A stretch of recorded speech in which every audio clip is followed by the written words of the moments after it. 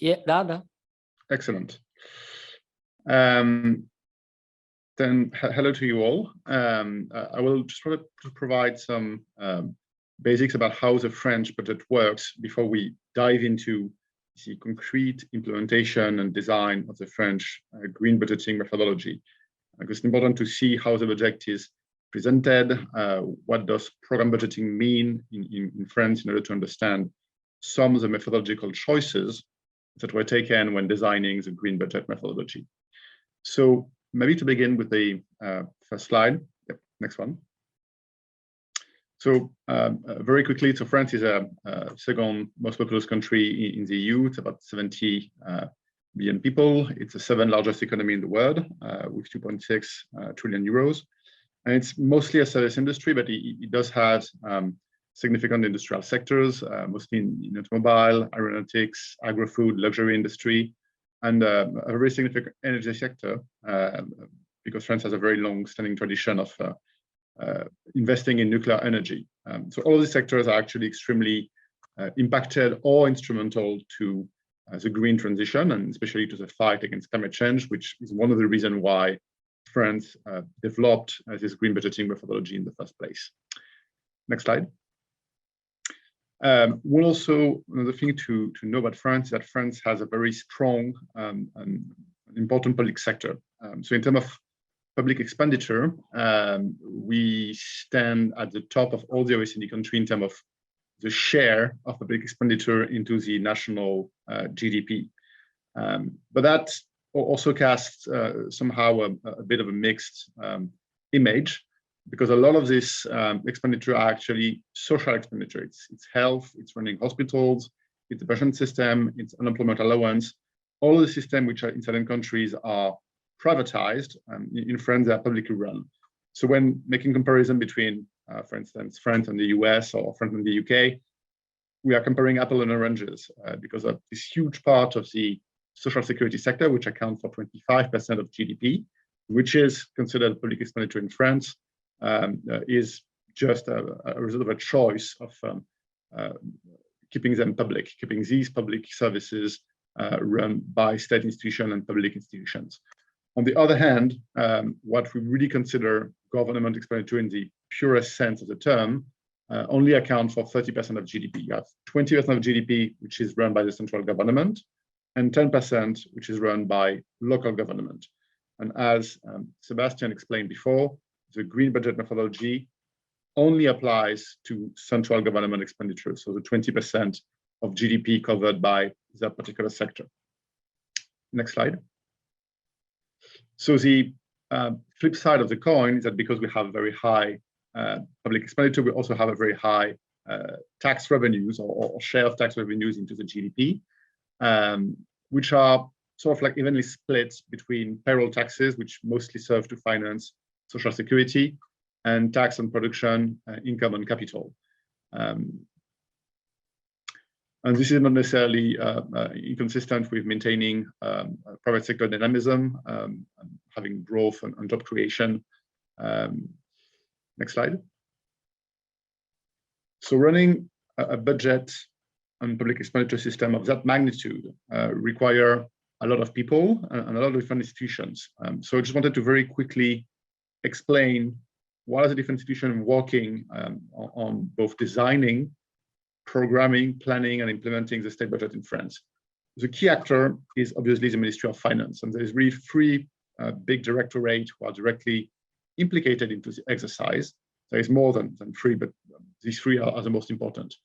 You have the Budget Directorate, which is really the one roughly corresponding to the Department of State Budget in Uzbekistan. They are the one designing the fiscal strategy, leading the budget preparation in cooperation with line ministries, and monitoring the implementation. But it's a very small team in comparison to the size of the French public sector. It's about 250 agents. So they really have a role of policy, planning, coordination, monitoring, but they're not implementing the budget. Those who are implementing the budget are, in a sense, the Public Finance Directorate, which is much bigger. It's 100,000 different agents, and they are the one designing, collecting revenues, controlling expenditures, producing fiscal data. And then third, you have the Treasury Directorate, which is also implicated into the budgeting exercise because they are the one running the macroeconomic forecasting exercise used to determine what will be the hypothesis for revenues and expenditures in the years to come. And they're also the one responsible for debt management, which account for a significant share of public expenditure. And then you have line ministries, and in France, the public financial management system is very decentralized in a sense. Line ministries have a very active role in making their own budget proposal, which is in the end arbitrated by the budget directorate, and then implementing them. They are fully empowered to commit these expenditures, prepare the tenders for public procurement, for instance, and making payment orders. And then you have two different institutions which are also important to talk about, which are the High Council on Public Finance, which is an independent institution. They're made up of representatives of various parts of the French administration, but they are nominated to provide an external review on the budget, and especially on the hypothesis on which a budget is built. And therefore, there's a review, for instance, the growth estimates, tax revenue estimates, in order to tell Parliament whether or not they think that the Ministry of Finance has been credible and realistic in the assumption they use to build the budget. And they're also the custodian of the fiscal strategy. And for instance, they compare every year the draft budget presented to Parliament with a long-term fiscal target in terms of public deficit, debt ceiling that France is trying to strive for in order to essentially tell Parliament whether or not we're going into the right direction. And Parliament obviously is responsible for adopting the finance law, oversight and evaluation. Next slide. Very quickly, because that's also important to understand the green budget methodology.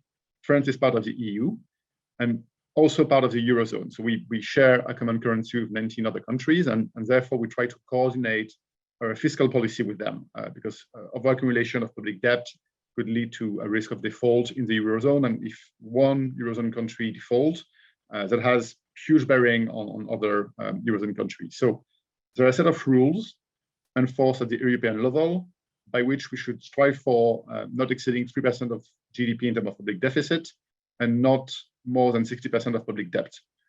Obviously, these targets have been not respected during the COVID-19 crisis. So the idea is that every budget presented at Brussels and validated by the European Commission should strive toward bringing these targets back in line with European rules. So gradually reducing the debt and gradually going back to below 3% of GDP in fiscal deficit. Next slide. Next slide. So yeah, that's not necessarily important. Next slide. Yes, so very important to really understand how the green budget works in practice. France has transitioned to program budgeting in 2001. I know that Uzbekistan is in the midst of doing it. So essentially, we did that for three main objectives. We wanted to make the budget more result-oriented, so not just have a list of things to buy or finance or people to pay, but an idea of what does this input, what do these people, what does this equipment, this infrastructure are for, what do they aim for in terms of public policy objectives. And then we also wanted to empower public manager during budget execution, trying to vote more on a general allowance per priority, and then give them more margin of maneuver to redeploy budget credits according to certain rules if circumstances change, with the idea that they should strive to meet an objective, not necessarily to implement the budget exactly as it was voted by Parliament. So the idea is we set ceilings, we set objectives, and then we give a bit more liberty to public managers in how they implement it. And that also has obviously consequence of improving accountability because they report not on expenditure, but on result as well. And they have to be accountable for whether or not they meet the result of their public policies. So in terms of structure, that means that the state budget is structured around 34 missions, which are really the key public policies of the French state. And each mission can be actually implemented by multiple ministries. There are certain missions which are transversal to many different ministries. So the idea is that the mission is also here to improve interministerial coordination. And then each mission is subdivided into programs. So we have 173 programs at the level of all the budget. And each program is implemented by one ministry and has detailed indicators, objective, and a strategy. And each one of them is described into a public accessible document, which is essentially a sort of sector strategy or public policy strategy, which is very detailed and give you an idea of where do we start, where do we want to go, what are the sort of key measures we're going to implement, what are the kind of results they're producing, and it's updated every year with the budget. And then each program is itself subdivided into actions, which are really implementation plans for very specific part of the program. So that's a bit theoretical. So let's just give you an example. Next slide. So that's the mission that we call Sustainable Development, Mobility, and Ecology. That's essentially the flagship mission of the state to bring the overall economy and infrastructure in line with the idea of the green economy. So it's made up of different programs, one relating to water management, energy, disaster risk prevention, transport, maritime affairs. And as you can see, some of these programs are managed by one ministry, which is a Ministry of Ecological Transition, which is a sort of a super ministry combining the Ministry of Energy, Transport, Water Management, and Ecology under one roof to have a very integrated approach to this very important mission. But we also have another ministries, which is the Ministry of the Sea, which deal specifically with maritime affairs. So as I was saying, one mission can encompass several ministries. And then, next slide. And then this, each program of this mission has objectives. So for instance, the program Energy and Climate, which is really about energy supply and making energy as carbon efficient as possible, has 4 different objectives, and each objective has its own performance indicator, be it average greenhouse gas emission per new vehicle, or per capita, or the cost of megawatt hours for renewable energy sources, and so on. And then you have actions at a very operational level, and some actions can contribute to several objectives. So in a sense, the program is being implemented by one department within the Ministry of Ecological Transition. And within this department, you have several teams, each one with their own action, but they are all collectively accountable for the 4 different objectives. So here, the idea is once again to set collective objectives to different teams, so to enhance cooperation and coordination within the ministry, between departments, because public policy, you can't really build silos. In the end, it's all about how you coordinate different priorities and try to build synergies. Next slide, please. So in the end, the French budget is structured around about 1,200 different performance indicators, and all of them are publicly accessible on an online portal, which is accessible to Parliament, citizen. You can download the data. It's updated every year, and gives an idea of how public policies are performing. So, for instance, in 2020, half of the targets were met. About 6% were not met, but improving compared to the year before. So the idea is that this performance indicator should also be dynamic. About a quarter of them were not met and were not improving. And there was also a lack of data for about a fifth, for which no data was reported or data was too sparse to actually compute the performance indicator. So as you see, even in France, we have difficulty sometimes to access quality data to implement program budgeting. It's a recurrent issue in any countries implementing this type of budget process. And last but not least, and I will stop here for the overview. Next slide. So in the end, the budget documentation submitted to Parliament and published for all citizens to read and access is extremely comprehensive in France. It's over 10,000 pages. That's again because we have such a large share of our economy being channeled through public expenditures, so that makes sense. So you have the budget law itself, and then you have a series of annexes, which really are the meat describing what is in the budget law in terms of content. So you have what we call annual performance plan, which is essentially the description of each mission's programs and actions with the financing frameworks, the performance indicators, the key measures to be implemented during the year, And this is what we call the budget blues, because the little booklets in which they are released are blue. And then we have annual financing framework for transversal priorities. Sometimes you have cross-cutting public policies which are spread across different missions or different programs, and parliaments want to understand how much are we spending on that. For instance, youth, which is a very important topic in France currently in the wake of the COVID-19 crisis, which has very deeply impacted young people. Parliament wants to know how much are we spending on youth in order to make them access to jobs, equal opportunities, trainings, give them hope. So that's what these annex, which are called the budget orange, because they are printed in orange booklets, are for. They are essentially summing up credits spread across different missions in order to give you a good view on how do we spend money on these transversal priorities. And then you have sometimes specific reports that the Parliament order the Ministry of Finance to produce, and these are not necessarily recurrent reports. Sometimes it's just 1 year we want to get an in-depth analysis on, I don't know, the impact of the tax credit for research, for instance, and that's what we call budget yellows.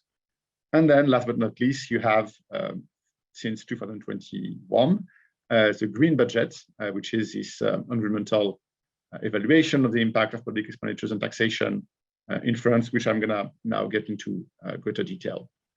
I will stop here because I was planning of presenting the actual budget process and how it's prepared and how the different institutions collaborate and exchange with one another, but I think we're running out of time. So unless you have specific question on either the budget process or just what I just presented, we can transition to the presentation of the green budget case study.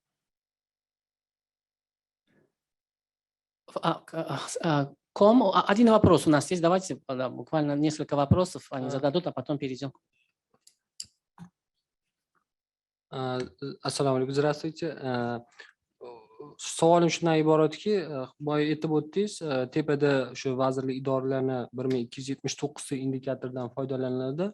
Birinchi savolim shu, vazirlik va idoralarni byudjetini mana shu indikatorlar, ya'ni byudjet programmalari bilan to'liq qamrab olinadimi, или qanaqadir programma развития или shu biron bir sohani rivojlantirish uchun indikatorlar qo'llanadimi? Bu birinchisi.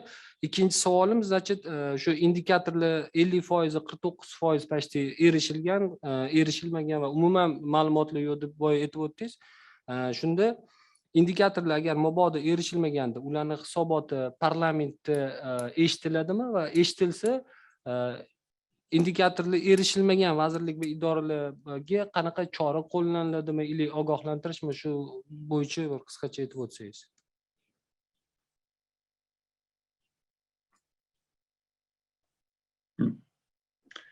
That's a good question, and it's particularly important for the year 2020, which is the year from which I took the example with all the different greens and red and yellow indicators. 2020 was the beginning of the COVID crisis, and that had a huge impact on performance across all public institutions. I mean, it was much more difficult to get to where people were supposed to be in terms of performance. And that actually highlights one of the key tenets of program budgeting in France is that, of course, we have indicators and of course we have targets, but targets is like a compass. It's to tell you where you should go. And if you do not meet it, it should not be used as a disciplinary action. It's not necessarily that you have failed, it's that something has failed somewhere. It's not necessarily you, it's maybe the institution which has failed, maybe the context has changed. And therefore, the first thing that Ministry of Finance and Parliament do when they see that a ministry has failed to meet its target is not necessarily to sanction, but to order more analysis to be conducted or order audience to be conducted, and a dialogue either between the Ministry of Finance and the line ministry or between the line ministry and Parliament. And generally, it's a triangulation of all these three.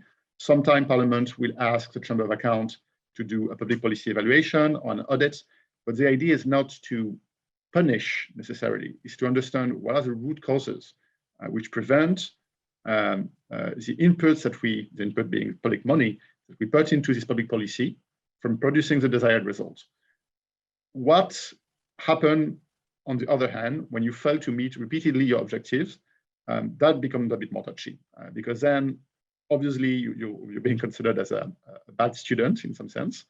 And you will tend to have much more difficulty in the negotiation, the intra-governmental negotiation between Ministry of Finance and the Ministry to defend your budget. Obviously, the state is less keen on spending on inefficient public policies, and you will come under public scrutiny at Parliament level and the Court of Audit.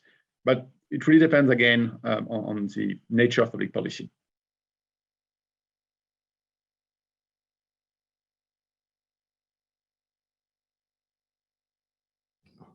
Rahmat savolga javob uchun. Agar yana bitta savolim bor edi, bu spetsifik bo'lishi mumkin. Hozir bitta ko'rdim.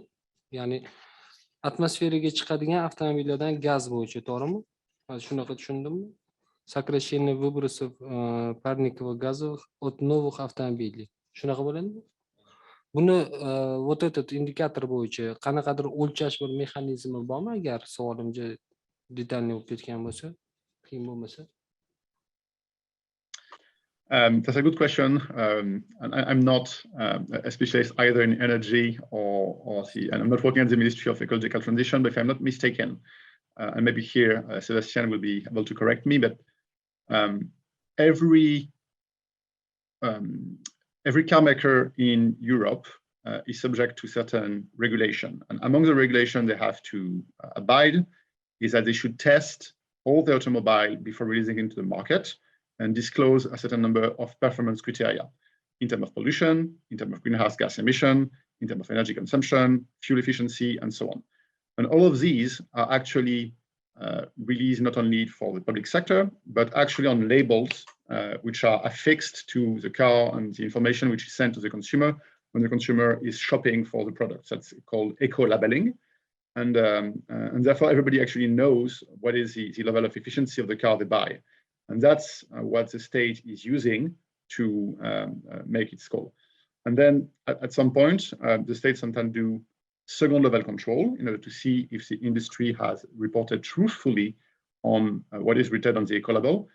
And you might not remember, also because it's not necessarily being communicated about in Uzbekistan, but a few years back, German car makers were caught red-handed in misreporting some of the performance criteria they were supposed to abide in terms of pollution, I think in the carbon dioxide release, and they were fined by the government in the EU for misrepresenting the performance of the product.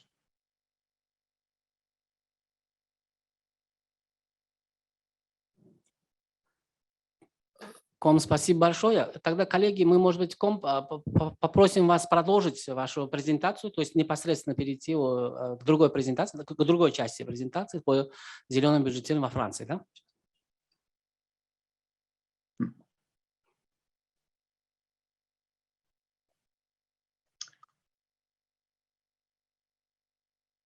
Do you have the presentation? Ком, если хотите, мы ее сейчас на экране выведем, да? Пожалуйста. Да, пожалуйста, Тимур. Perfect. Excellent. So let's go perhaps right away to slide number 7.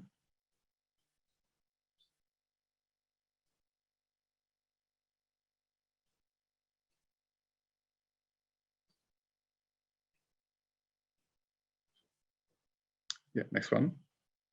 No. Okay, so before going into how green budgeting was designed and implemented in France, I think it's important to understand where it comes from and where did the political will originate in order to adopt this new method, and why was it adopted? So France has taken a firm commitment to become what we call carbon neutral by 2050, meaning that we aim to reach a point where our net emission of carbon dioxide, which is a main greenhouse gas contributing to climate change, will reach net zero. So that objective is actually enshrined in a law that requires massive structural change in terms of investment, infrastructures, pattern of consumption. So that is a huge public policy priority across all sectors in France. On a more short-term basis, France has committed to cut its emission by 1/3 by 2030. And that objective is laid out into not a law, but a national low carbon strategy. So you have several different strata to the strategic and legal framework which guide our action toward the green transition. And the last strata is the one of the international commitment. As you might know, countries meet regularly in international conference called Conference of Parties to present international targets that they commit to implement in terms of climate change mitigation and adaptation. The last one was held in Glasgow at the end of last year, and Uzbekistan actually submitted its own national targets called a National Determined Contribution, NDC. And almost every country in the world do that. What is specific about France is that we do not submit a national NDC, national targets. We actually submit European targets, which are shared and designed jointly with all EU member countries, all the 27 EU member countries. So our NDC is essentially continental in terms of scope. And the reason why we do that, it's because many public policies implemented to reduce carbon emissions are implemented at the EU level. So for instance, we have an emission trading system, which is set up at the EU level. We have an upcoming European carbon border tax, and that makes more sense for us to plan it at a transnational level and then have national targets which are enshrined into laws and strategies. At any rate, give you an idea of the scope of the challenge. In France, we have about half, a little less than half of our energy, 46%, which comes from fossil fuel, so essentially oil and gas. That means that to reach carbon neutrality, we have to convert all this fossil fuel energy into renewables or nuclear energy, but we also have to electrify usage, to switch from fossil fuel car to electric cars, to gas heating to electric heating. We have to moderate the overall level of energy consumption, for instance, by reducing the amount of goods spent in everyday consumption through circular economy. And we have to adapt to climate change because we will be, as a country with a very large agro-food sector, will be heavily impacted by the reduction in water resources as temperature rise. So that's essentially a whole of government efforts. No sector is unconcerned by the scope of this challenge and the urgency with which they impose on us, which is why the governments wanted to get a better sense of, is our fiscal strategy, is the way we spend and tax consistent with these goals? And that's really the genesis of the green budgeting methodology. Next slide, please. So this is a very new process. We've only been conducting green budgeting exercise for 2 years, for the budget law of 2021 and the budget law of 2022. But it's also a response to civil society. It was not just something asked for by government, but essentially in France, you have high taxes, and a lot of these taxes relate to energy. If you want to reduce energy consumption, one of the options you could have is to raise energy tax, which was in a sense what the government tried to do 5 years ago. And that created a huge social backlash. And one of the things which came out of the social backlash when we held public consultation at the national level in the wake of this protest is that people were not necessarily unwilling to pay a bit more for energy, but they wanted the revenues from this tax to go toward the green transition. They don't want to pay more for their fuel and gas and then have this money spent on building, I don't know, high roads or new concrete buildings or defense industry or whatever. They wanted it to go toward renewable energy, defense of biodiversity. They wanted it to be consistent, to give a sense and meaning to the efforts they will be making at an individual level. And this is also why green budgeting was created, to get a sense of how much are we actually spending, and is this level of spending consistent with the level of environmental taxation that we are levying on private businesses and on the population. Next slide. So green budgeting was not created in a day. It took a long time. So the first political commitment in France date back to 2017. But then it was actually decided upon by Parliament in 2019, which in its budget law for 2019 asked the Ministry of Finance to develop its own national methodology on green budgeting. So the Ministry of Finance convened two advisory bodies, public advisory body, one specialized on public finance, one specialized on environmental matters, And they worked for a year to design the methodology and test it on a very small scale. It was just part of the budget, not all of the budget. And obviously, this methodology was heavily inspired by the work of the Institute for Climate Economics, of which Sebastian is a member of. But it was, again, as Sebastian explained, its own different methodology. It was inspired by what the Institute has been doing, but there was also the reflection of the choices of the state and the choices of the administration and political elected officials. And then the methodology was scaled up and tested for 2 years in 2021, 2022.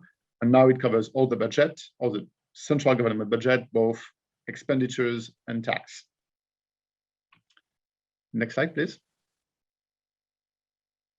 So the key principle around which the green budget methodology was designed are unity. So unity's idea was we want to get into a single document all the information that we need in order to get a sense of what are we doing for the environment, what are we doing for the green transition, both good and bad, in order to make informed decision. And that was a demand from Parliament, because as I was explaining, budget documentation in French is huge. It's 10,000 pages every year. And MPs, Member of Parliament, wanted to get something which was more focused in order to really inform the decision making. Then the second idea was comprehensiveness. We wanted to get a sense of all the different aspects of fiscal policies, not just expenditures, but also taxes, because taxes have a huge behavioral impact. They incentivize or disincentivize private sectors, households to do certain things in favor or of the green transition. Third aspect was the idea that we wanted it to be multidimensional. So not just focus on climate change, but also on water management, on biodiversity, because in the end, all of this is interlinked. For instance, there was the idea of putting into, we'll see that a bit later, but having an objective on waste management and circular economy, because the idea is that if you do not do the circular economy, then you consume more because you keep throwing away consumer goods and buying new ones. But these new ones are obviously produced with energy, and this energy mostly comes from fossil fuels. So in the end, if you do not implement effective waste management and circular economy, that's also a way that you are contributing to climate change. So again, trying to think about a comprehensive approach. Fourth principle was consistency, that the rules need to be stable in order to make meaningful comparison from one year to the next. And the idea is here, we want to send consistent message, comparable message, in order to see the dynamics, to see improvements or regressions, and have a meaningful discussion on them. Fourth principle was it should be interministerial in nature. It should serve as an exercise to foster dialogue, foster discussion between ministries, because this is where the magic happens in some sense. It's when people who are specialized in finance and people who are specialized in energy and people who are specialized in environmental protection sit together and really think about what it means to subsidize electric cars, or what does it mean to tax gas and oil, for instance, at different rates. And that's where common understanding, common concepts, common priorities are built within the administration, where the momentum for action is created. And then last principle, it should be open and transparent, and therefore the whole methodology is public, all the reports are public, the data is public, and it should serve as a way of fostering public debate, and debate also with NGOs and obviously Parliament. Next slide. So very quickly, the French case has attracted a lot of international attention. It's been reported upon and studied by the OECD, the IMF, but also internally by our Chamber of Accounts, but it's still a work in progress, and we are still trying to improve year after year. Next slide. And initial feedback from these first two green budget from Parliament and external stakeholders was extremely positive, and Parliament really underlined across the board, across different political parties, that it was the first time that they get these comprehensive views of what do they do to really shift the balance of incentive and financing on these very long-term priorities, which are central for the well-being to the next generations. But I should also disclose that at least for 2021, it has not led to proposition of appropriation amendments. So it was used as a tool for information, but not a tool for action. This is slightly changing in 2022, but it does underline that it takes a lot of time for this new tool to be fully appropriated by MPs and acted upon. But to give you an instance, right now we are in the midst of a presidential race, electoral race in France. And green budgeting is actually now, just after 2 years, a matter of public debate. One of the two candidates has recently taken a stance saying that if he's elected or re-elected, because it's the incumbent president, he will make it so that every green tax is channeled toward green expenditures, essentially saying if we keep raising the price of fossil fuels on energy, that will actually go toward investing into a greener future, essentially addressing the concerns, social concerns of 5 years ago. So now we see that there is political buy-in into this methodology, and that it makes things a way into people, how public decision makers think about long-term priorities. Next slide. So now we are going to get into the nitty-gritty stuff of how is a methodology actually works in practice.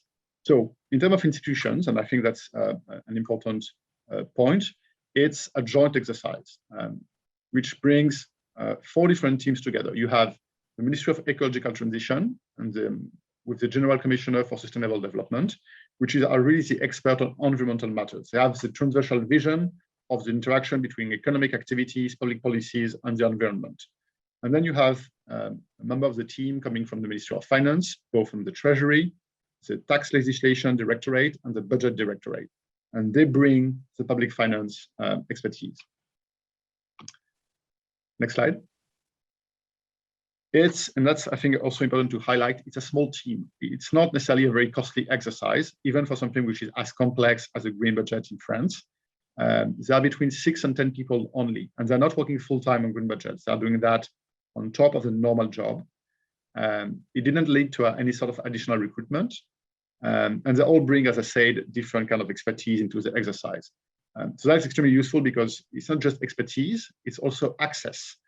So the fact that you have people from the Budget Directorate mean that they can bring also expertise from all the people working within the Budget Directorate and who are specialized on from the energy budget or the transport budget or agriculture budget.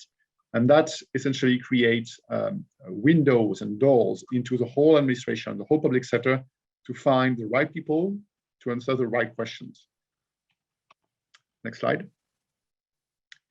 So this organization has pros and cons. So the good thing is that it combines different expertise, it open access, again, as we're saying, doors and windows, and it also makes the decision process collegial, it's collective. It's decisions which are discussed and then which are endorsed collectively by 2 different ministries, which create a lot of political weight to make them acceptable and make them stick year after year. On the other hand, there is a question of legitimacy. It's a very new exercise, and having this ad hoc team, sometimes line ministries who are understandably nervous about being rated on the green budget, tend to question who are you to rate my budget, my action. You are not necessarily specialist of my sector. You are either cross-cutting specialist from the Ministry of Ecology or public finance specialist from the Ministry of Finance. Well, that happens. It's also a bit slower because as the decisions are collegial, it needs some time to deliberate and come to an agreement between different viewpoints. And sometimes also there is disagreement within the team. And therefore, there is a need to seek arbitrage, to seek decision from the Ministry of Finance or Minister of Finance or Minister of Ecological Transition on specific methodological issues. Next slide. So all of this leads to a very intense interinstitutional cooperation. Every member of the team cooperates across ministries and within ministries. So within ministries, for instance, as we're saying, people from the Budget Directorate who are part of the Green Budget Task Force heavily rely on the other colleagues from the Budget Directorate who are specialized by sectors and by ministries, and sometimes direct questions toward them, ask them to produce data or question their line ministry counterparts in order to get access to specific answers. So it's when we say that between 6 and 10 people working on the green budget, it's in a sense more than that, because there is a lot of cooperation happening across the board. which also creates, again, more momentum because now it becomes an exercise for everybody. It becomes a joint exercise and not just something which is done by 5 or 6 people in an office. Next slide. And Parliament also takes an active role. There's regular meeting with the lead MPs, Member of Parliament, who are interested in the exercise, and they have opening doors. They have bringing political will, political commitment, and also they are internalizing some of the decision, internalizing some of the methodological choices ahead of the release of the final report. So they start thinking on them upstream, very early in the budget process. And NGOs are also engaged 4 to 6 times a year, Institute for Climate Economics, but also other NGOs, where results are presented, discussed, debated, criticism is addressed in order to refine the methodology year after year. Next slide. So very quickly, the green budget preparation process is aligned with the budget calendar. So the idea is that most of the questions happen during what we call the budget conference, which are the exchange between the budget directorate and the line ministries when they review budget proposal made by line ministries and then make decision and calls on whether or not they should make more economies or reallocate certain spending. And then it's released with a whole finance package in October for consideration by Parliament at the same time as the finance law and all the budget blues, orange and yellows I was referring to in my overview of the French budget system. Next slide. Next slide. So in terms of methodology, in terms of coverage, to begin with, I should stress that the French green budget is very ambitious. It's probably one of the most high-end and sophisticated models there is. So you shouldn't necessarily take that as a pattern. As Sebastian said, it's important to start small, but at least that gives you an overview of how you can, push the envelope, push the ambition as much as possible. The French state wanted something which was ambitious. They wanted something which looked both at expenditures and tax, including tax expenditures, tax credits, and so on. They wanted something which looked both at positive and negative impact, and they wanted to look at, as we said, all the priorities in climate. However, as we already mentioned, the exercise only covers central government expenditures. That's only about 20% of GDP, which is already quite significant. Next slide. So in terms of implementation, we're going back to the structure of the French program budgeting. What the French green budget methodology rates is the action level. So the green budget team open the box of every mission, then open the box of every program, then go to the level of the action and rate every action in order to get a sense of how is a program contributing to the green transition and green priorities. But the building blocks of the evaluation is the action level. Next slide. And every action, therefore, and therefore every program is assessed across 6 different objectives. So you have climate change mitigation, reduction of greenhouse gas, climate change adaptation, water management, the circular economy and waste management, pollution abatement, and biodiversity. So to give you an example, if we go back to our mission of ecological transition and mobility, the one I presented you in the budget overview, within that mission, you have a program on transport and mobility. And within that program, you have different actions. You have action relating to maritime transport, action relating to railroads, and so on. So for instance, the action on railroad has been rated as unfavorable across all the different dimensions. The program about road construction, my bad. So the second one has been rated as unfavorable across all dimensions. Building more roads leads to more transport and more cars, so it's bad for climate change mitigation. It has impact on natural environment, so it has a bad impact on biodiversity. It creates more air pollution, so it's bad for pollution abatement, and so on. But other actions have more mixed impacts. For instance, the railroad action about building or maintaining new railroad is what we call a mixed action. On one hand, building more trains and having more train transport is good for climate change mitigation, because every good or people who go through a train do not go through a car or a bus running on fossil fuels. So it's favorable on climate change, adaptation, and mitigation. But building the railroad itself will require significant investment and will negatively impact environment. It will reduce forested areas, for instance, so it has a bad impact on biodiversity. And therefore, on balance, we have what we call a mixed impact. But you see the interest of having more than one dimension to assess every action is that you can have this type of reasoning, this type of granularity. And the idea here is, again, to highlight to decision makers and parliament that there is trade-off to be made. Sometimes you have to sacrifice one priority for another, but you should know that beforehand. And this choice should be made in a conscious manner, which is really the point of having this green budget exercise. Next slide. So that's the rating scale used for every dimension.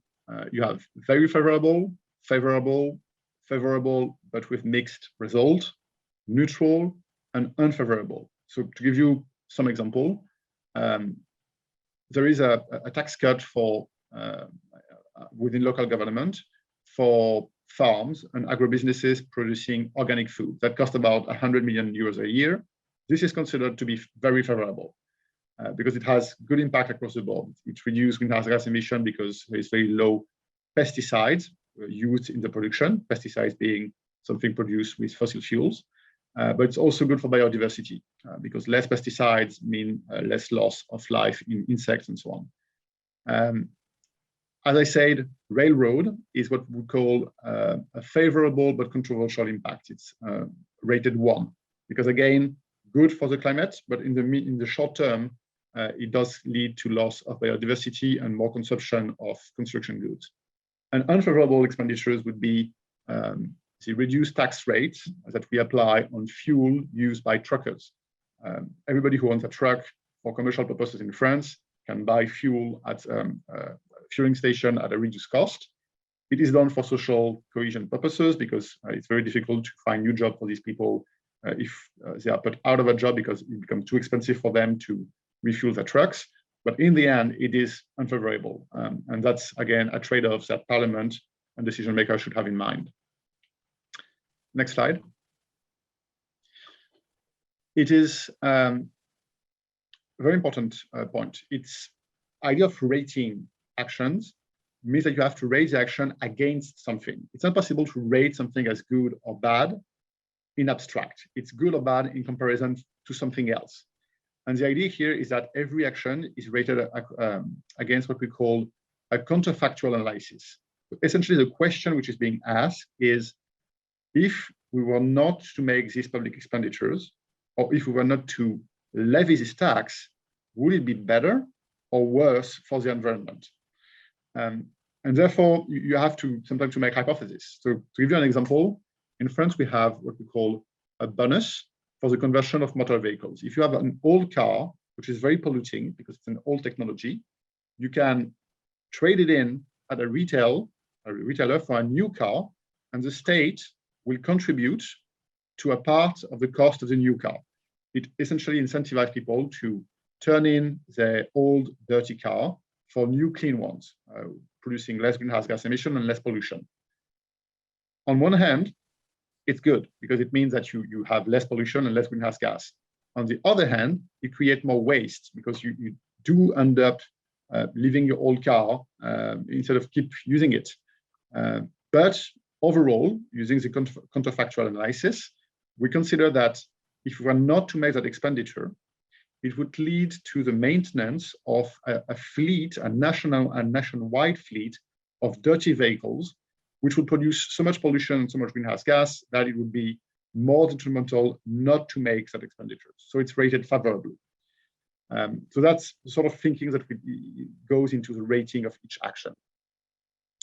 Also important to consider, and I've already touched upon that idea with the railroad example, is that when considering capital expenditures, the team tried to look at the whole life cycle of the expenditures. So construction cost, maintenance cost, and decommission cost. And this is why, for instance, that railroad are mixed, because the construction cost is in the short term, it's not good for the environment, but in the longer run, it has obvious positive effect for climate. Next slide, please.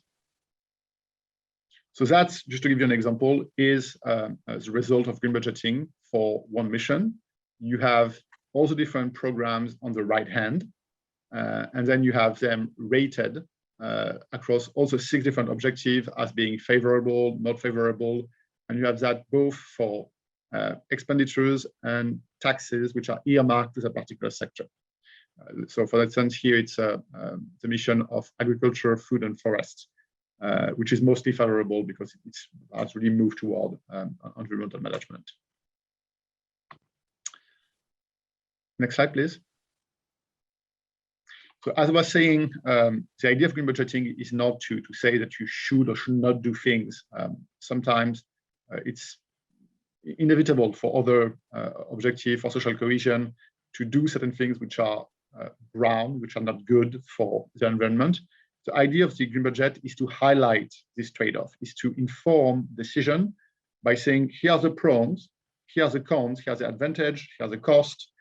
Now make the decision in conscience, make the decision knowing that this is the impact that you have in the longer run vis-a-vis your own objectives in terms of a green economy, climate change, and so on. So we already gave you the example of the railway. Another example we could give you, which is not here, is nuclear energy. France is huge on nuclear energy. About 70% of our electricity sector comes from nuclear plants. So every money that we spend on nuclear plants is rated favorable for climate change adaptation and mitigation, but it's rated unfavorable for waste management, because obviously producing nuclear waste, which can persist in the environment and which can be radioactive for 10,000 years, that we do not know how to treat, we only know how to isolate them by burying them underground, is bad. So here again, you have a particular public policy with good and bad, while MPs and government, at least the current government, think that overall it's better to put climate above waste management, because waste management issues can be mitigated to a certain extent, and they keep investing in nuclear energy. But the idea is that the green budget is here to, again, highlight pros and cons. Next slide, please. Next slide. Okay, last methodological consideration, which is extremely important. It is not feasible to assess the environmental impact of every expenditures. A lot of expenditures have actually a neutral impact. So there is a methodological choice in France to say that certain expenditures are considered neutral for the environment, or are actually not even considered for the assessment exercise. For instance, every direct transfer from the state to households to support their income is considered to be neutral. For instance, my wife is a teacher. She received last year a specific bonus by the state to equip herself to do remote work during the COVID crisis. That is considered neutral, because in a sense, you don't really know if she's going to buy equipment which is extremely environmentally friendly or not. So there is this idea that we do not get into that issue. We just say neutral. Same thing for the payroll. Every wages paid to civil servant is considered neutral, except for the wages of line ministries and agencies specifically dedicated to the fight for a better environment. For instance, every wage of the Ministry of Ecological Transition is rated favorable, because obviously we consider that people working in these particular fields have a positive impact. Same thing for direct transfer to private businesses. Same reasoning as with direct transfer to households.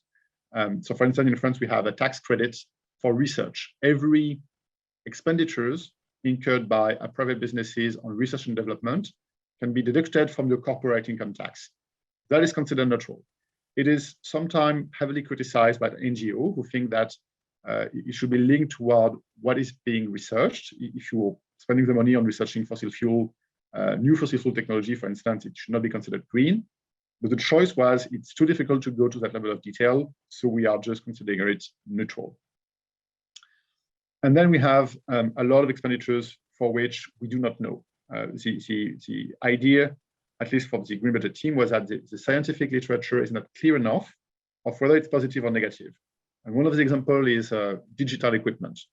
Is creating more broadband connection to internet and creating fiber optic connection to improve internet access and digitalizing work and services and public services, good or bad for climate? On one hand, you could argue that people don't have to take their cars to go to work because they can work from home, so it's good.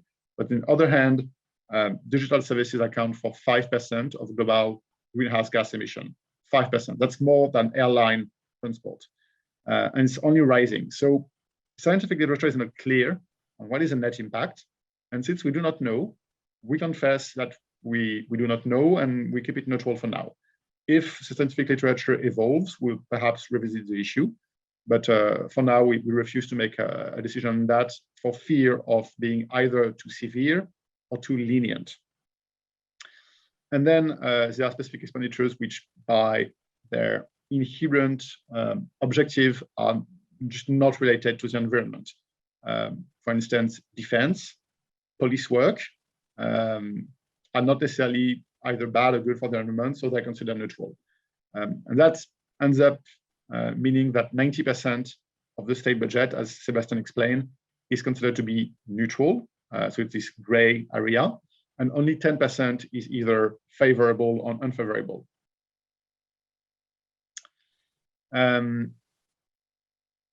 I could present the result for the 2021 environmental assessment, but I think that we are running out of time and we've been very, very long. So what I would propose is that we will send you the link to the report because both reports, the 2021 report and 2022 report, are translated into English and they are publicly available. And they both explain the methodology and its implementation, and you can see the result and everything.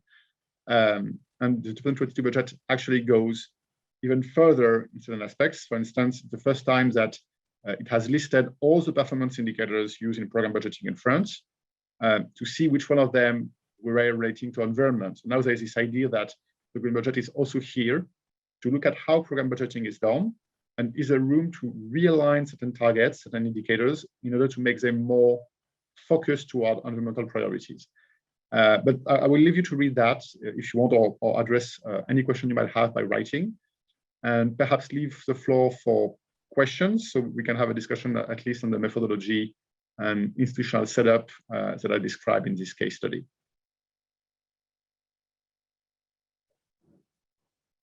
Thank you very much.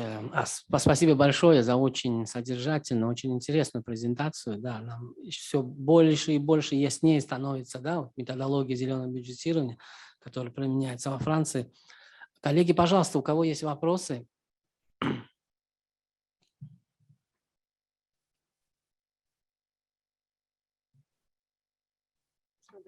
Да, пожалуйста. У меня вопрос по рейтинговой оценке. Все-таки хотелось бы уточнить, вот эта рейтинговая оценка, распределение от благоприятного до неблагоприятного, это экспертная оценка или есть какие-то, набор критериев, по которым вот распределяются они?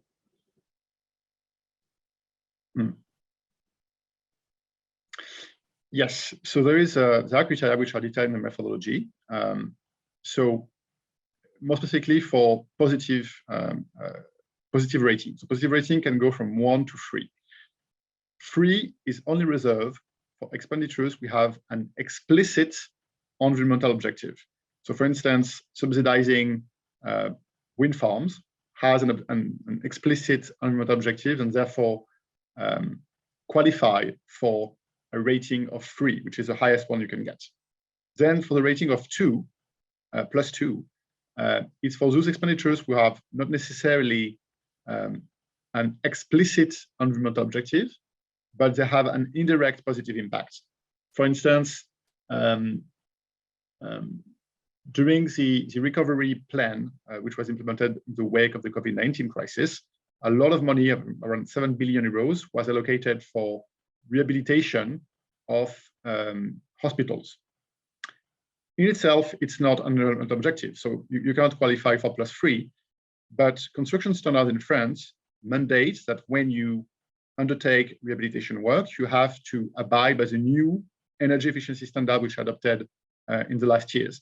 So that means that every rehabilitation work financed under this appropriation will lead to higher energy efficiency and therefore better impact on energy consumption, climate change, adaptation, and mitigation. So it qualifies for a +2.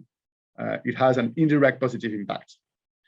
Then to qualify for the last positive rating, +1, it's what we call this mixed action. It's those actions for which you have unfavorable short-term cost, but positive long-term benefits. So the railroads, again, is a good example. In the long term, it will lead people to use less cars and therefore consume less fossil fuels. But in the short terms, the energy expended in building this railroad and the land on which it will be built, which will be retired from what can be used for maintaining biodiversity-rich areas or forest for carbon capture, for instance, that's a short-term negative effect. So it qualifies for +1.